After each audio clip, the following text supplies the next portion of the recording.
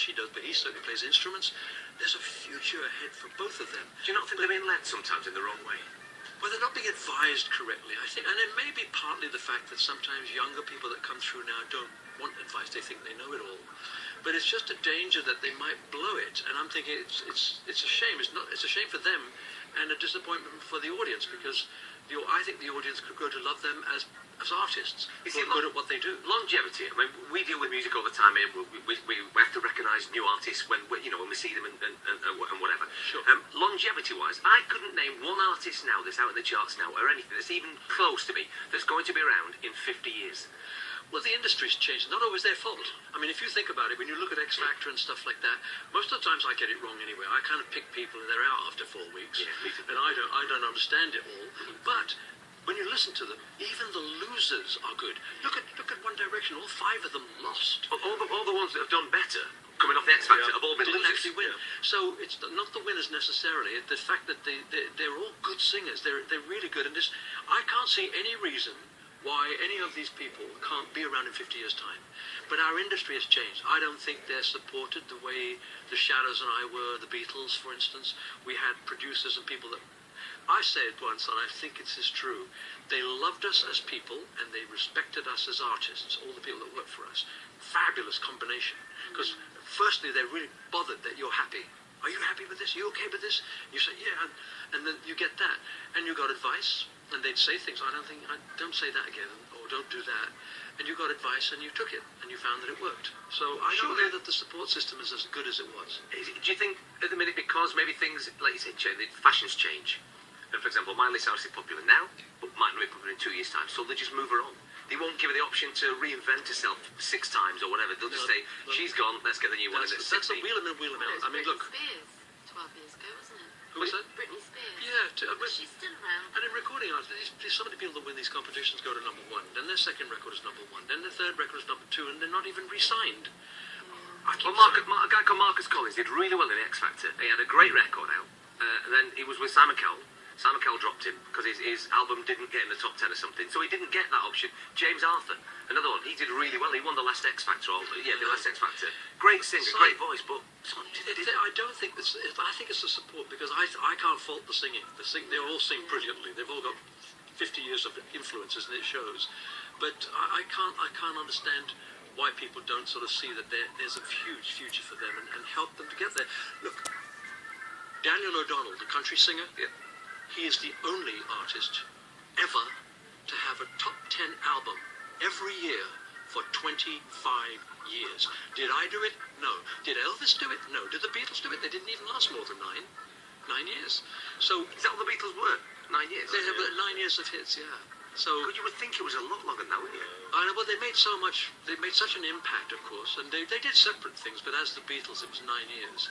And I'm thinking that we're not allowing the young singers to become like Daniel, who plods on year after year doing his thing. He goes out, he sells out his concerts, he has an album in the top 10. You don't have to be #1 every time to have a career. No.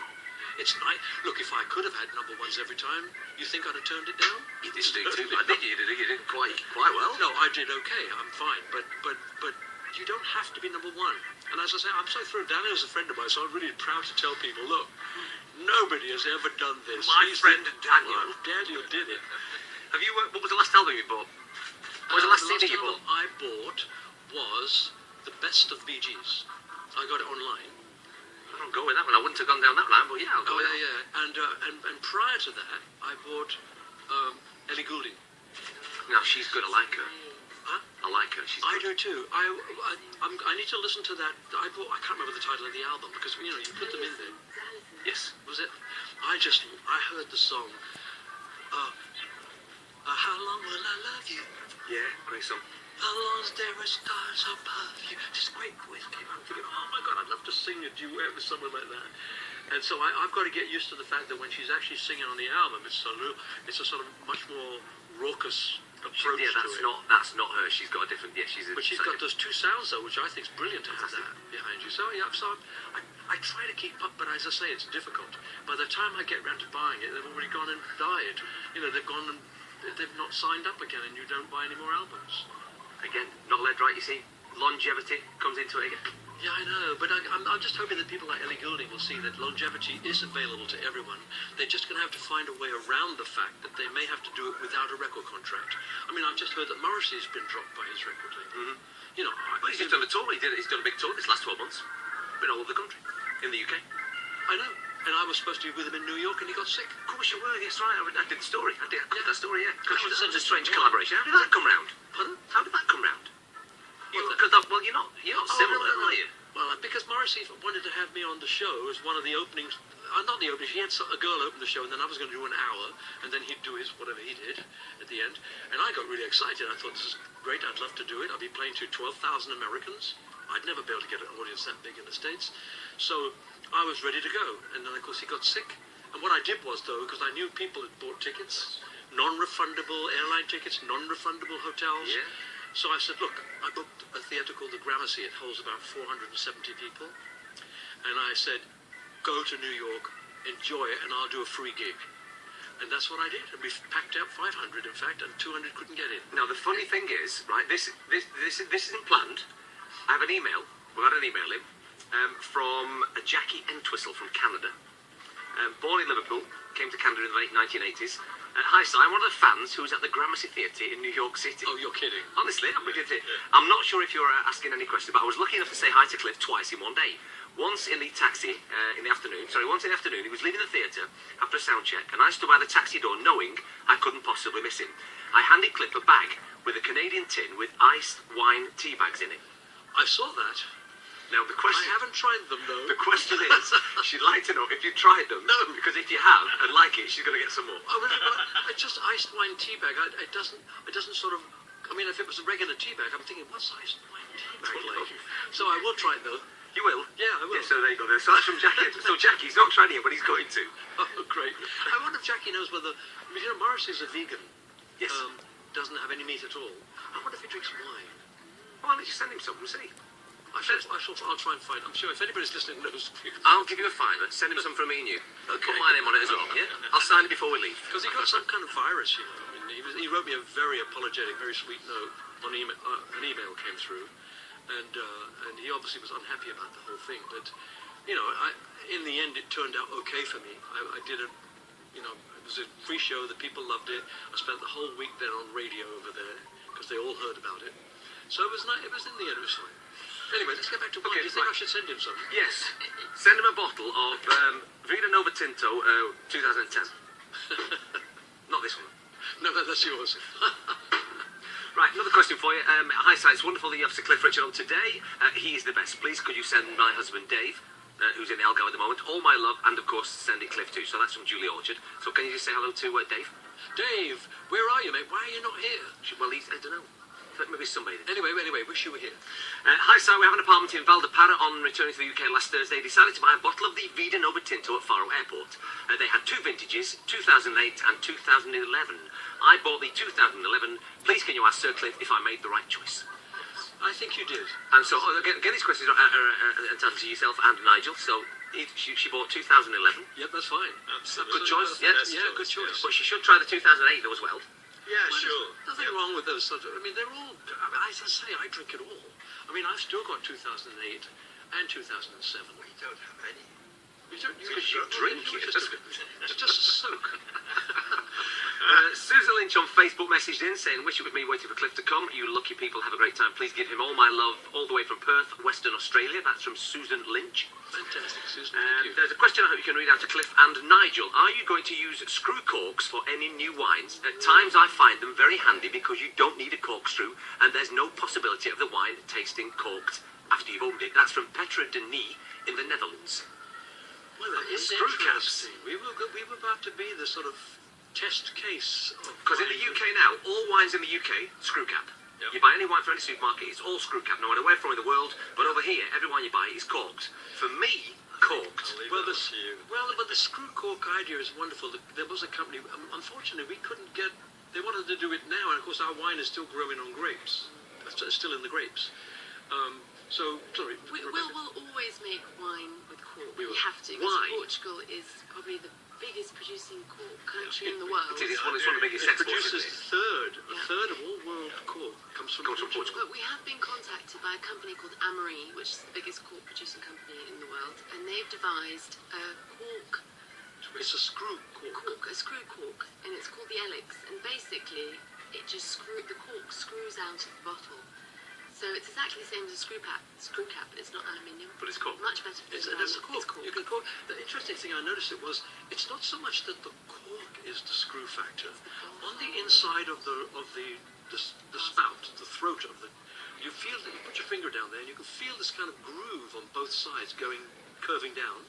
So you shove the cork in and turn, and I didn't realize it, but he explained it to us when we met him.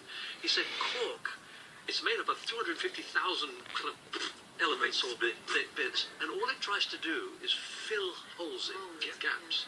So you push it in, and it fills in the groove. So then when you come to take it out, you unscrew it from the groove, you pour your wine, you screw the darn thing back, and you've got a corked bottle again, tightly corked. You can lay it down if you want to.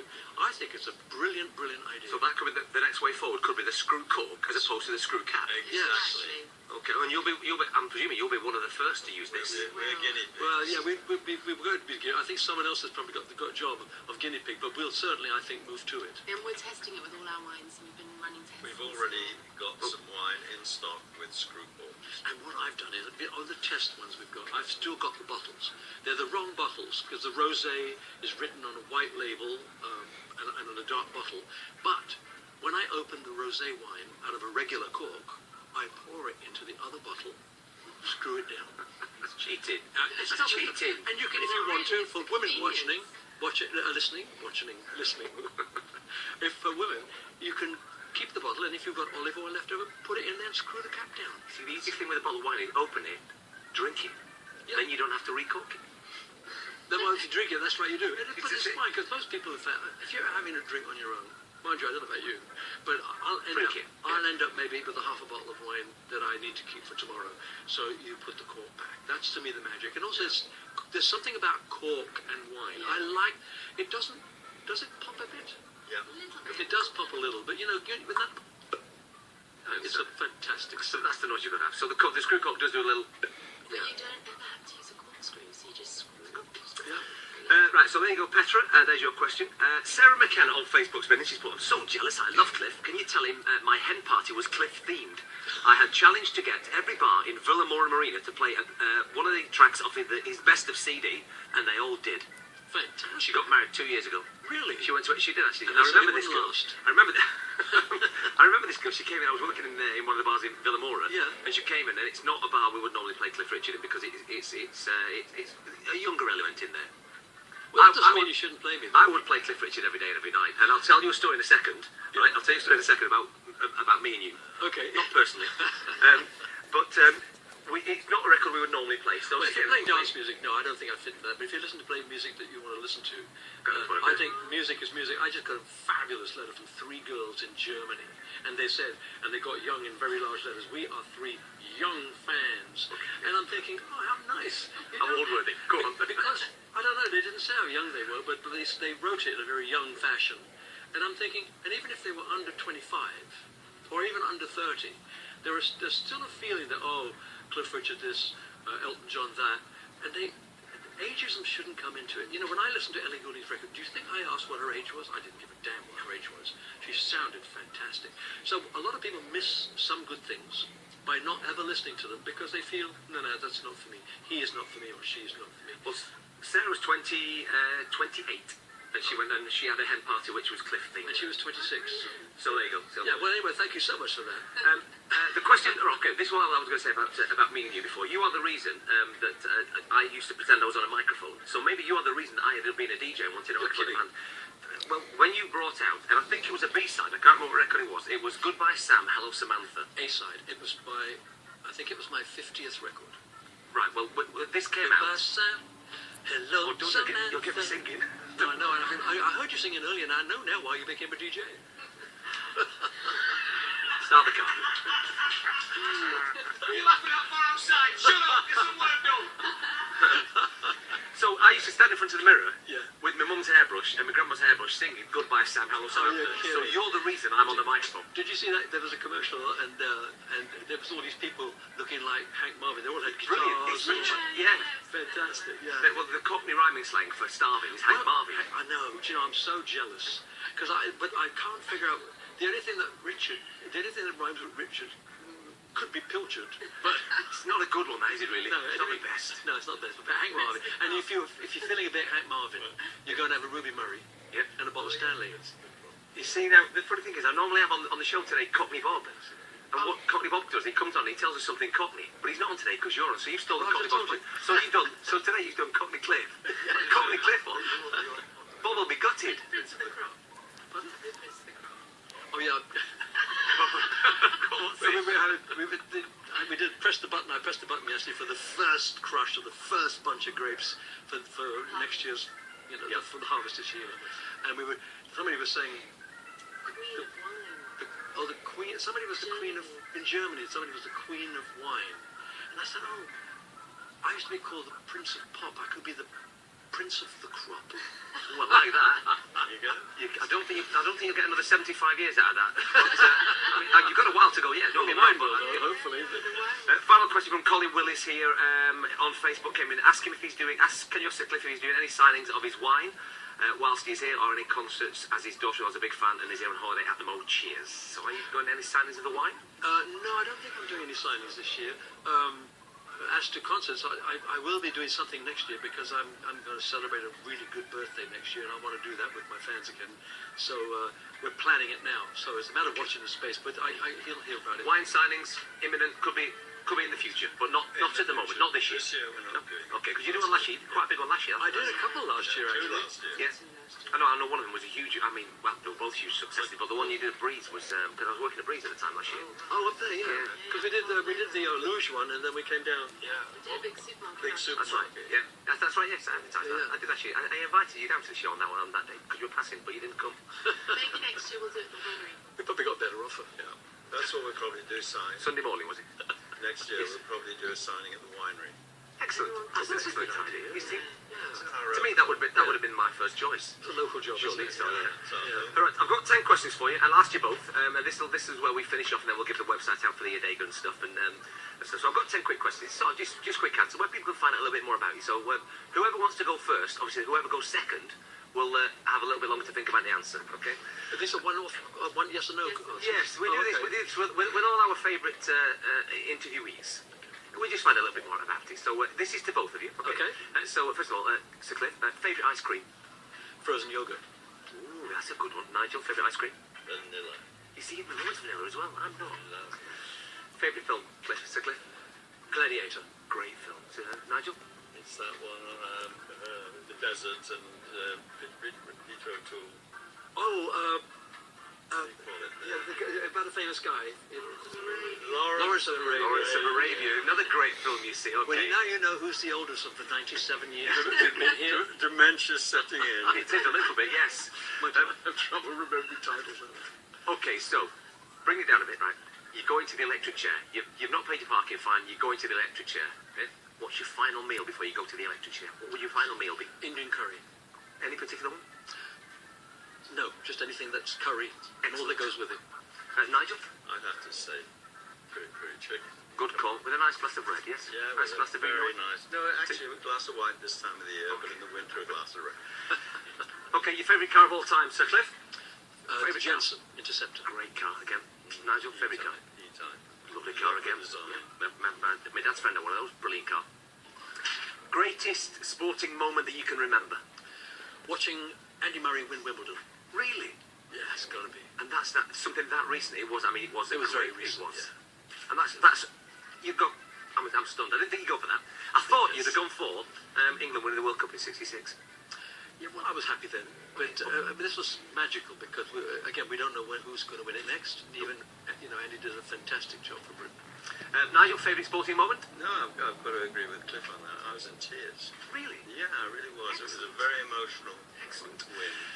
Okay, favourite line from a film. Do you have a favourite line from a film? We're doing that today actually on Facebook as well. Favourite lines from films.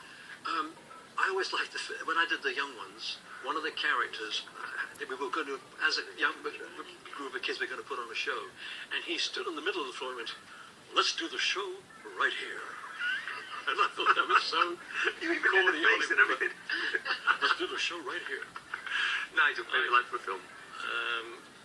It was Dirk Bogart's because Lauren Bacall, I think, died. Yeah, she She passed away died, today, yeah. What was played again, Sam? And then play it again. Did he actually say that in the film? Of all the All the gin joints, you gotta walk in a mine. Yeah. Yours is, are you talking to me? You talking to me? Good morning, Vietnam. Great, Oh, we've yeah. seen that another one, yeah, right on. Yeah. Right, okay. Oh, that's another set thing. Anyway, that's like I think I know the answer to the next question, but favourite place to be, if you could be anywhere in the whole wide world at any point, where would you rather be? right in the middle of my phone. Brilliant. In the gig. I'll agree with you there, totally. That's both of you. He Okay. wants to be right in the middle of my phone. One, God, moving swiftly on. One record from your top 10 all-time favourite tracks. Not your personally, you can put one of yours in if you want, but your favourite all-time track ever. I would always say Heartbreak Hotel. If it was just one song, Great I'd say song. Heartbreak Hotel, Elvis Presley. I'm an Elvis Presley fan, a huge Are you? Elvis Presley fan. Fantastic, great That song. song kicked the whole of my life off. Fantastic. Nigel? I haven't a clue. Really? Okay, that's you can say pass, it's not a problem. Oh, we don't talk anymore. The whisper in the background then was just a slight giveaway, wasn't it? Really? Okay, number 9, what's your favourite wine? How to... Alicante Boucher Okay. by Peter Norman. Okay. You know, it sounds awful as though I'm just following, but we do actually genuinely both love the Alicante Boucher. We do. Excellent, That's okay. a fact. And the final question is quite simple on this one, really. What is your... You must have one, I've got one. What's your favourite item of clothing? You must have a favourite item of clothing. Mine is a shirt that used to be my dad's. It's nearly 35 years old. It's black and white, polka dot. It's brilliant. Preston front ace. Well, now you mentioned going back in time. I have a suit that I bought maybe 35 years ago by Thierry Mugler, the French designer. Okay. I still have it. Every now and then I bring it out and people go, "Oh, what a great suit." It'll always look fantastic as And it long still as fits you leave it alone for a while. Yeah. So that's yours, favourite. Terry Have you got a Wilson. favourite item of clothing? I've got a Levi shirt that I've had for many, many, many years, and it just won't wear out. You don't make them like they used to. You've got to wash it. You know, it's washed. Brilliant. I keep every year I get it, I think it's going to die. It's a denim shirt, isn't it? Denim. Denim is amazing, isn't it? How does denim... It just keeps going, doesn't it? Yeah. It never dies out of And fashion. now, It of course, just... when it gets torn, you don't have to bother about it. Just keep wearing it. It's great. Okay, guys, listen. So today, listen, thanks for joining us today. Thanks for coming on the Breakfast Show. It's been 2 hours. It's flown by. It has to be. You've filled fantasies for me. But you've completed my life. Has been done now. We've had the legend and the icon. This is Cliff Richard. I've spoken tonight about the wine. It's fantastic. 2 hours. I hope everybody that's listening has had as good a 2 hours as I've had. The winery again is www.winesbedanova.com. Do you have a Facebook page? Yes, www.adegadecantor.com/Facebook. Okay, so on Facebook, if they type Adega de Cantor, they'll probably go straight through to that. And just for people that don't know, Adega de Cantor actually means the farm, the winery of the singer. Winery of the Sea. You are the cantor. I am the cantor. Okay, brilliant. So listen, guys, thank you very much for coming in today. Thank you. Pleasure. You are always welcome on the show for anything that's going on. You're more than welcome at any point. And thanks for answering the questions. You've been fantastic sports. Yeah, likewise, if we could get you to the winery and try some of these wines, Promise we'd love I'll to do it. We'll lean on the bar with you. Yeah. Sold. Sold. Right, so... Don't bring your mother because she doesn't drink anything. Oh, she won't unless you've got your name on it. I know. She was going to come down today, but I said, you are not coming down, Mum, today. Why? Let me come down and say hello. You were my mum's first concert that she went to. Oh, really? Well, I'm Yeah. going to talk to her into drinking that wine. Get her another one. We'll give you another one. I'll get her one that's not signed. Yes. And she'll have to drink it. Yes, we'll do that. Okay. I might take a glass of that for dinner left later on. Okay. You know. Okay, guys, listen, thank you very much indeed, and we'll speak and see you very shortly. Okay, Okay. Cheers, guys. Great. So there you go, Mr. Cliff Richard today and Nigel Birch from the Adega de Cantor Winery in Gear. I'm going to play you a couple of quick records before we scoot off.